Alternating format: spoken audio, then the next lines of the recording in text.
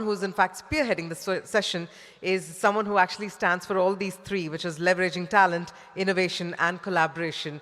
We have with us none other than Kunal Shah, the CEO of CRED, who's joining us to spearhead this session for all of us. So ladies and gentlemen, can you please put your hands together to welcome none other than Kunal Shah, the CEO of CRED. Well, I must admit, his tweets are nothing short of a masterclass, by the way. Thank you so much. And also, we will be having the dynamic presence, albeit virtually, but the dynamic presence of Shri Rajeev Chandrasekhar, Minister of State for Electronics and Information Technology, Skill Development and Entrepreneurship, Government of India. I'm going to request all the ones who are also seated right across the hall, who are standing. I'm going to request you very quickly take your seats. We're about to get this fireside chat started. Over to you, Kunal. Thank you so much for having me. It's good to see the scale of fintech ecosystem becoming as big as this, and super exciting. I have with me Rajeev. Rajeev, welcome to GFF. I know you are running tight on time, so I'm going to make it sort of like a rapid fire for you and keep it interesting. I'm going to start with a sort of an unusual question. You have been a tech founder, and you ended up being in government. How did that happen? What's the North Star that you're chasing, and what's keeping you going? So thank you, Kunal, for having me on this chat. Thank you all for inviting me here. And I intended to be there in person today. I can assure you that that was a plan till late last evening, and then as things often happen in Delhi, things change, and so regrettably I couldn't be there in person. But let me first of all wish the GFF my best wishes, and I hope that it will turn out to be the premier conference on fintech and fintech innovations for the world and for the innovators all around the world. So good luck on that. My best wishes on that. Kunal, look, I think the way you framed that question makes it sound like this was a binary that just happened, that one day I was an entrepreneur and the next day I found myself in government. It didn't really work that way. I walked away from telecom and my telecom entrepreneurship in 2005 and chose a life of public service in 2006, which is when I entered Parliament for the first time. I will accept that, and I will acknowledge that I did not expect that I would have a long term in politics. I thought it is something that I would check out and see and explore. But it turns out that I spent 16 years, I've spent 16 years in politics. And it is only now, very recently in 2021, that I have an opportunity to serve as a minister. Till then I was serving as a member of parliament.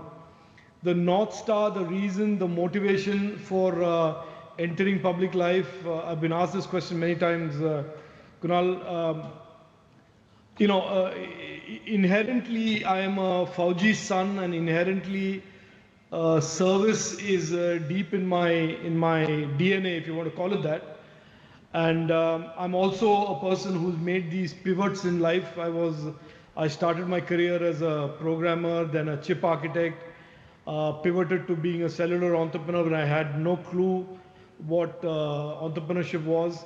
And then somebody told me, you will never be a good, entrepreneurs can never make good politicians. And I took that as a challenge and joined politics. So I think if there was a North Star and if there was a deep meaning to why I chose public life after several years of being an entrepreneur and a technologist, it was because I saw that as a frontier that where I think people of our background and our people of our exposure need to be more visible in and participate in.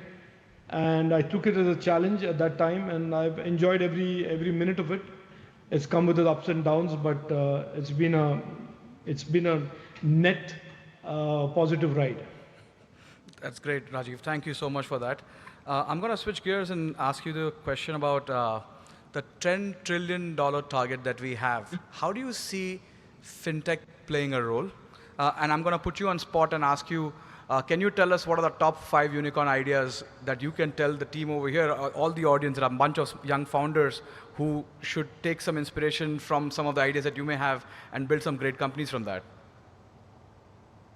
So firstly, Kunal, let me just say this, that I have made it clearly a rule for myself not to try and predict things about technology, especially not in front of an audience of smart youngsters like that we have here today.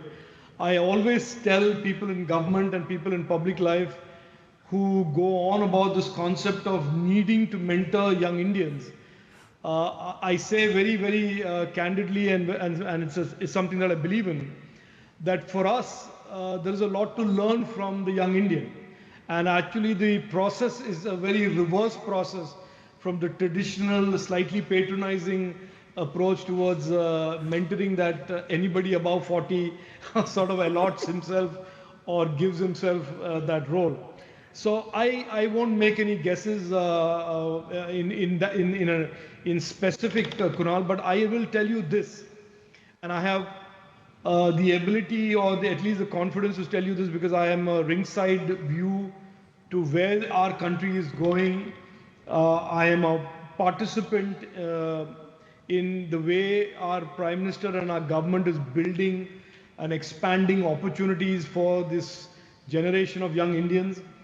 And I think one or two things we can say with certainty, that digital is going to be a significant part of our growth story of India.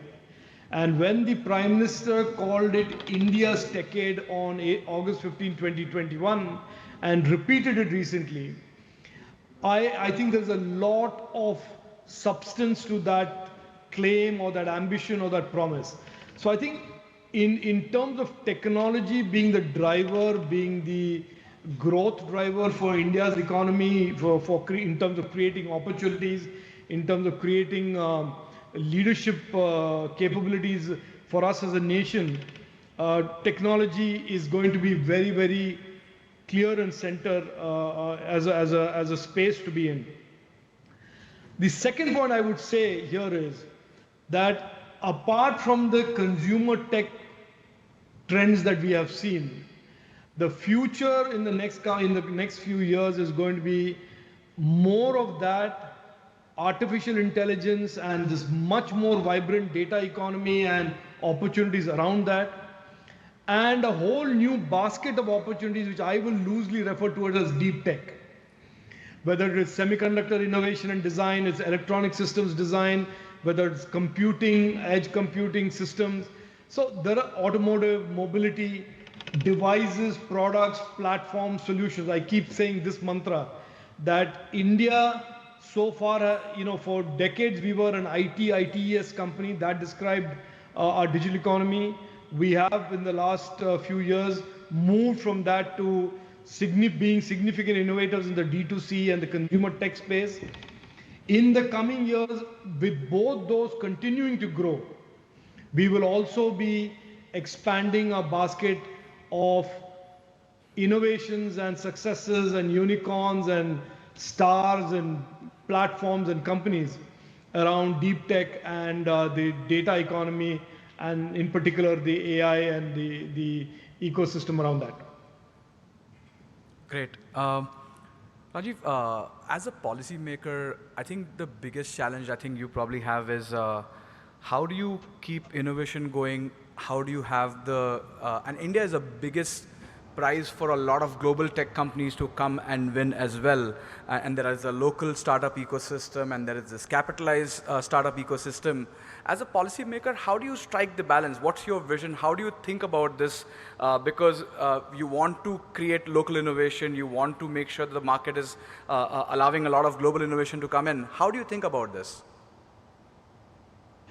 No, look, I don't have any lack of clarity on this. I think the Prime Minister and the government and we all have absolutely crystal clear view on how we want this to evolve. The opportunities we see, many opportunities that are going to be that are based on our domestic capabilities and capacities that will be limited to Indian innovation and Indian innovators. For example, we are going to today create, we are in the midst of creating one of the largest data sets program, anonymized, non-personal data that will be available on platforms for the entire AI ecosystem. And we will clearly only allow access to that data set, that data set to Indian startups and Indian companies. So we are very clear. There are parts of our policy making, parts of our schemes that are going to be tailored for Indian innovators and Indian startups and Indian companies. And many parts of those are going to be open up to companies that want to come in from the outside and create opportunities in India. Having said these two things, one of the other areas that we are giving a lot of thrust to is to create joint IPs and joint ownership in India between, let us say, a foreign company and an Indian startup. That is again a model that we are putting a lot of thrust in, especially in deep tech areas. And to round off the response, one significant signature theme that the Prime Minister has insisted on is a collaborative model. So we, in almost everything that the government is doing today, will create space for startups to be involved, the Indian academic institutions to be involved. If there is a foreign big multinational major that wants to be involved in the scheme, we will create space for them, as well as local Indian large tech companies. So this is the model. It is not going to be exclusionary in any way to anybody, excepting in certain segments, like I told you about the AI segment and the whole deep tech segment. We will create space for Indian innovators. And by the way, it will not just be policy. The government will also provide capital and other types of support, including market access and preferential access to government contracts, to allow these startups to not just financially bootstrap, but also bootstrap their businesses and grow. Great. Rajeev, thank you so much for that. 5G is here. What do you see? Like, when do you think 30 to 40% of citizens of India are likely to get on 5G and start getting benefits of that? What do you foresee? Look, I think that question is best posed to the Reliances and the Airtels and the Vodafones and the BSNLs of the world. I see no disincentive in the way the government has rolled this out, the policy out, for anybody to go slow. Because the opportunity for the 5G, or the 5G opportunity, is a real opportunity. There are considerable advantages for first movers in this, especially because 5G represents, while it's the 5th generation of wireless for consumers, it is the 1st generation of machine-to-machine and sensor type of networks that will evolve around the internet. So there is a considerable built-in incentive for those who have got the 5G spectrum and are licensed ISPs or TSPs, as the case may be, to roll these networks out fast. There is a whole downstream of innovation around 5G, Kunal, that we can't even begin to imagine today. It is going to deeply and in a, tectonically, at the risk of sounding rhetorical or being, effusive, that this is going to be a defining moment in the evolution of the internet in India. And I think the first mover ISPs will have a significant advantage if they build out rapidly. So I think there's a built-in incentive for Jio and Airtel and Vodafone Idea to compete and get there first and offer these services. And so I don't think the government needs to do anything more excepting keep these telecom operators honest and focused and continuing to do their job. Makes sense. UPI has been a huge success, and I believe that there are more stacks, including account aggregator and many other things that are coming. They're going to create a huge wave. One of the key questions, which was kind of discussed and debated a lot in the conference, is about, let's say, the MDR of UPI. I don't know what is the government's view on this. If you would love to kind of give your perspective, that would be helpful. Oh, I don't necessarily want to get into the detail, Kunal, because it is really an issue that the Ministry of Finance and the government of India have to take a view on. Um, and we, as MeitY, as Digital India, as sort of stakeholders in the whole fintech ecosystem, we have certain expectations in terms of how this sector will grow, how this ecosystem will grow. Obviously, we are focused on innovation and we want innovation, but we want this to be looking, smelling, talking, feeling less and less like a sandbox and more like a dynamic, aggressively growing, easily accessible fintech ecosystem that has interoperability, it has orderly growth, it has choice, all of these areas built into the fintech ecosystem. As much as you have innovation and as much as you have, the next great idea. So there are many other outcomes that we are focused on. Whether the MDR should exist the way it is, should we look at it? One of the things that we are doing now, Kunal, just for the interest of your audience and all those who are watching, is that most policy decisions that we will take will be as a consequence of consultation. So on the MDR, I know there are multiple views on this, and if we choose to move in a different direction, a new direction, it will be after considerable consultation and with a lot of stakeholder input. So I can assure you that that's the way we will go, and any changes, any sort of alterations in the trajectory of the growth of the ecosystem will be only after consultation and will not be disruptive or not be unexpected or abrupt. Thank you so much for that. Very, very helpful. You mentioned MeitY briefly.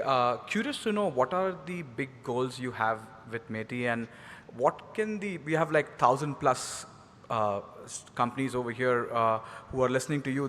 What would you ask them to do to accelerate your roadmap, your goals for MeitY? Would love to kind of get a perspective. Yeah, no. Thank you for asking that question, Kunal. And I think that is, I think, part of the reason I wanted to engage with you and with everybody in the audience, is that I think, and I'm not overstating this or exaggerating this. I think we are, as a nation, as a digital economy, just at the tip of a very, very large iceberg.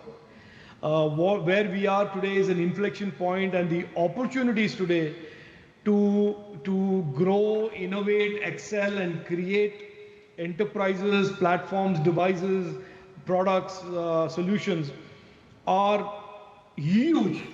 I mean, 5 years ago, when you looked at the internet and technology, you saw a little bit of it, and our audience, our entrepreneurs did a great job of rapidly capturing those opportunities and creating so many success stories. The coming years will see, like I said, deep tech, AI. There is so many tremendously exciting opportunities today.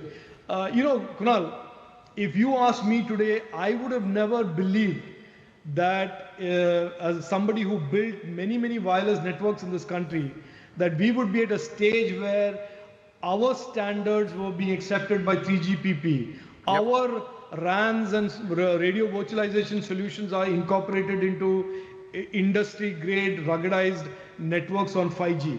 So that is the momentum, that is the velocity with which we are moving. And whenever I go meet youngsters and young entrepreneurs and wannabe entrepreneurs and people who are already entrepreneurs, I'm saying this message: look at what this government is creating, from space to semiconductors, from electronics to autonomous systems and autonomous vehicles, from AI to the other end of machine language, machine learning, all of that, machine learning.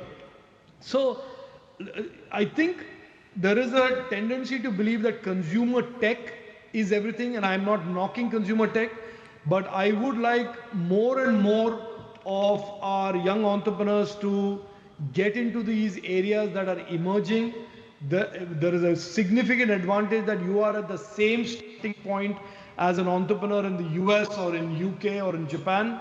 And there is therefore, a tremendously different type of momentum and dynamic in terms of getting into this. And these are all opportunities that are being built out there. The government is playing role of enabler. For example, in the semiconductor space, Kunal, we expect the government has given, the Prime Minister has given us over $200 million of capital that we can invest as government in design startups. So if today a young VLSI engineer working in one of the majors has a great idea for the next generation of GPU or an AI compute product or a device and wants to set up a team, the government is willing to invest up to 100 crores in each one of these startups. This has never happened before. And so therefore, what I'm saying is there are policies, there are opportunities, and there is government capital and an enabling environment where collaborative models of creating intellectual property, products, devices, solutions, and platforms is also something that we fully support. This is the time to get into these new areas, and I would be happy to engage with anybody who's wanting to walk down this road into these new areas. And of course, since you've given me the opportunity to pitch this, I would request each of you to explore these opportunities beyond consumer tech and into the whole data economy piece and the emerging tech piece as well. Thank you, Rajeev. A question is, as tech becomes more prevalent and let's say the main pillar to get to the $10 trillion economy, what's going to happen is there's going to be a lot of change in industry in terms of how the employment is going to be reshaped and people have to kind of go in through a process of reskilling. I would love to know what's the government's vision and your view on how should one think about this and start preparing for this, because as tech kind of accelerates its presence in many, many industries, we're going to see a lot of shifts. No, absolutely. I think one of the biggest challenges today that India faces is not lack of opportunity. And I was in an investor summit yesterday where they talked about skill shortages. I corrected him. I said, it is not a skill shortage, it is an excess demand. We are a growth digital economy, and the growth digital economy always has a trailing edge issue of demand. And what we are seeing today, and we are seeing this whether it's in traditional IT, ITES, or we are in the other emerging new tech areas, deep tech areas, we are seeing that the technology workforce has to, in many cases, pivot, reskill, upskill, and also grow in terms of the overall size of the workforce. Our skilling ecosystem today in India has understood the challenge. The government of India has really created a collaborative model where higher education institutions, the IITs, the NITs, and the other universities, working with the ministry, working with the skilling ecosystem, are all now today focused on delivering skills, making it accessible for those who are already in the industry to reskill and upskill, for those who are graduating from college and wanting to get skilled. We are now encouraging dual degrees, we are encouraging degree with certification.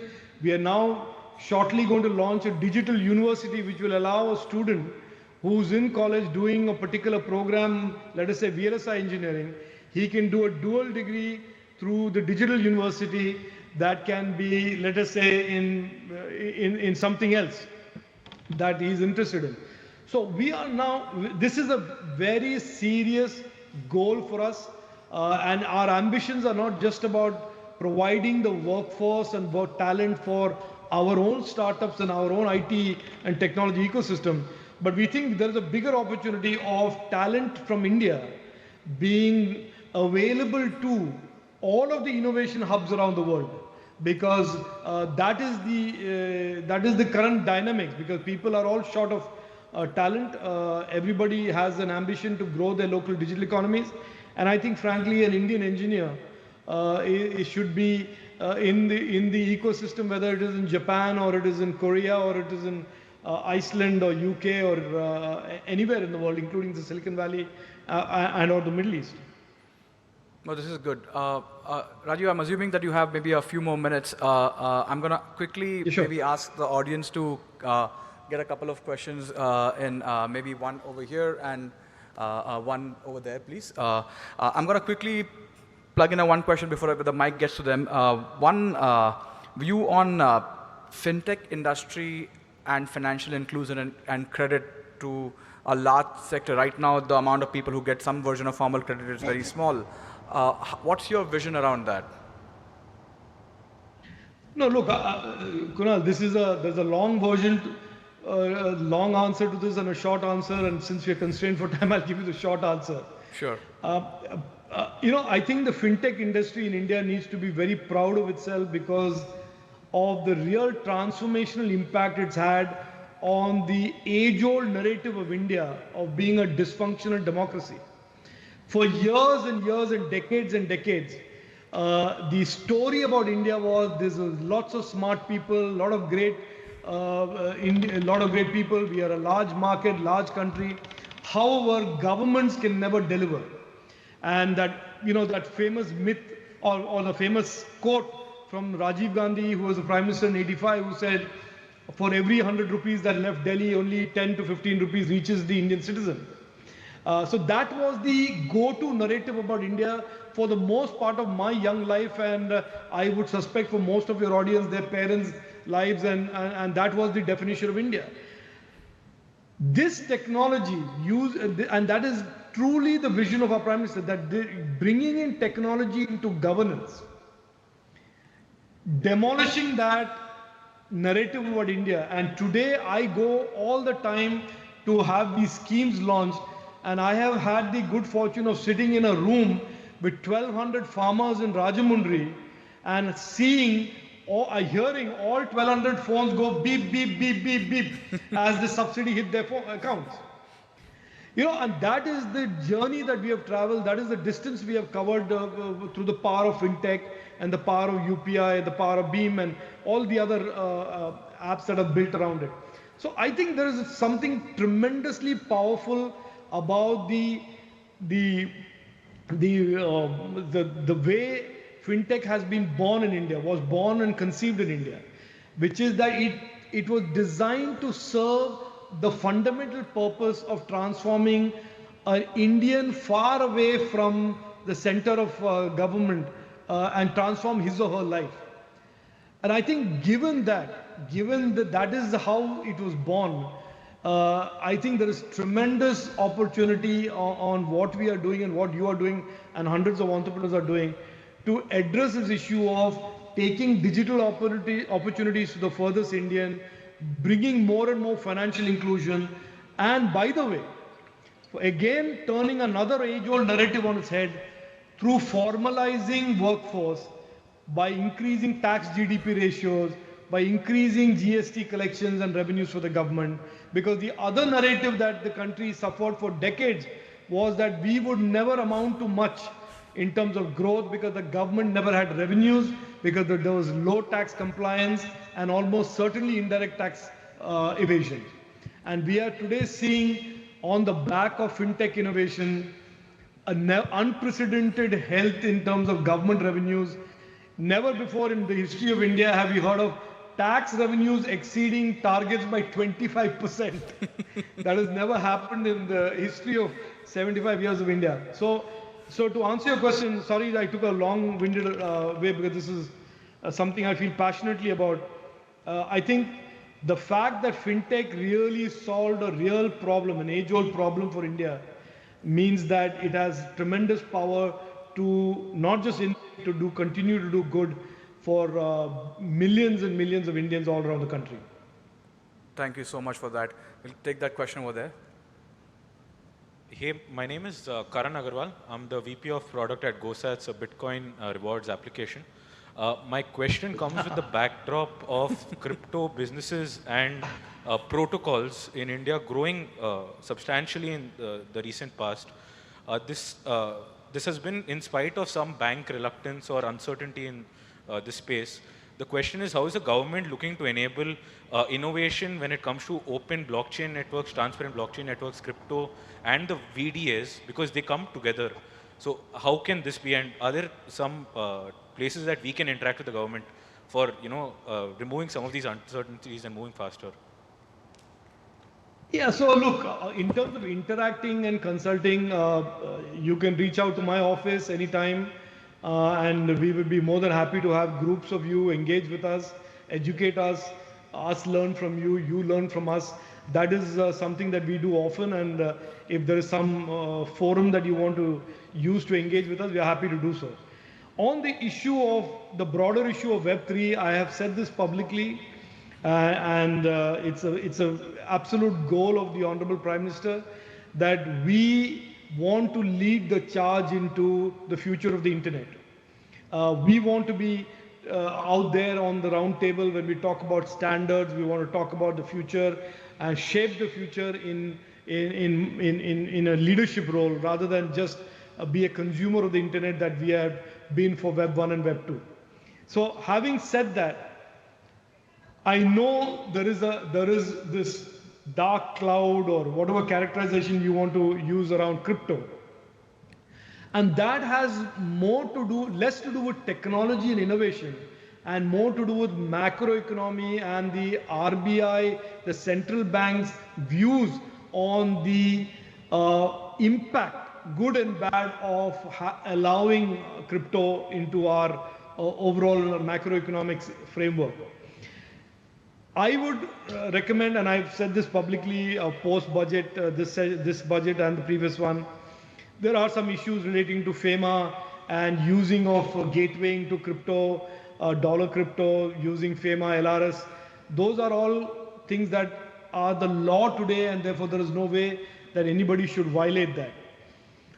But to your more fundamental question about is there a role for crypto, what will be the nature and the shape and form of that, I think we should just be patient for a little bit longer. The RBI and the Ministry of Finance are really leading this conversation. We as the Technology Ministry have very clearly articulated that we believe in Web3, we believe in basically championing innovation around the Web3, including but not limited to crypto. But consumer access to crypto, the regulations around, macroeconomic regulations around crypto, those are issues that are beyond my pay scale, frankly, and I have a very disciplined and rigorous approach towards pay scales and not jumping above my pay scale. So we should just, my own view on this is, we will allow the Ministry of Finance and the RBI to navigate what is obviously a difficult sets of pros and cons before they finally come up with a framework that will define the rules of the crypto world. Rajeev, I know I have taken more than your time. Do you have a time for one more question, or we should call it a wrap? We'll do one. We'll do one. One question over there, please. Hello, sir. This is Ekta from Z Business. हम बात कर रहे हैं technology की, innovation की. यहाँ पर data बहुत इम्पॉर्टेंट चीज़ है हर एक स्टार्टअप के लिए, बिजनेस के लिए, लेकिन उसका बहुत मिसयूज़ भी हो रहा है आजकल, जिस वजह से आम कंज्यूमर को बहुत सफ़र करना पड़ रहा है. So when can we expect the IT rules और द डेटा प्रिवेसी लॉज, और किस तरह के वो रूल्स या लॉज होंगे?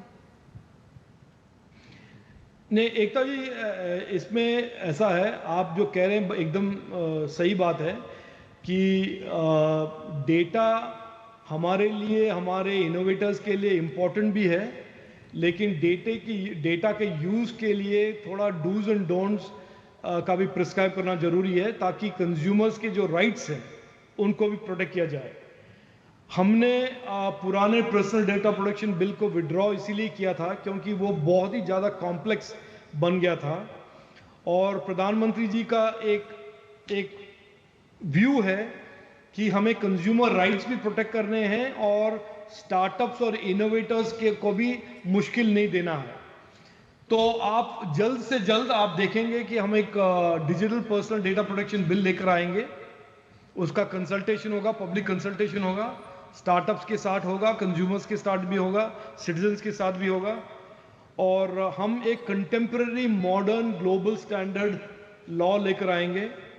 और उसी के साथ हम एक ओवरऑल फ्रेमवर्क को मॉडर्नाइज करने के लिए हम एक डिजिटल इंडिया एक्ट भी लेकर आएंगे, क्योंकि हमारा जो आईटी एक्ट है आज के दिन वो 22 साल पुराना एक्ट है और ना तो वो स्टार्टअप इनोवेशन इकोसिस्टम के लिए ऑप्टिमली डिजाइंड है, ना कि कंज्यूमर राइट्स को प्रोटेक्ट करने के लिए। तो आप जैसे वो हिंदी में कहते हैं आगे आगे होता है क्या, आप देखते रहिए, स्टे ट्यून्ड।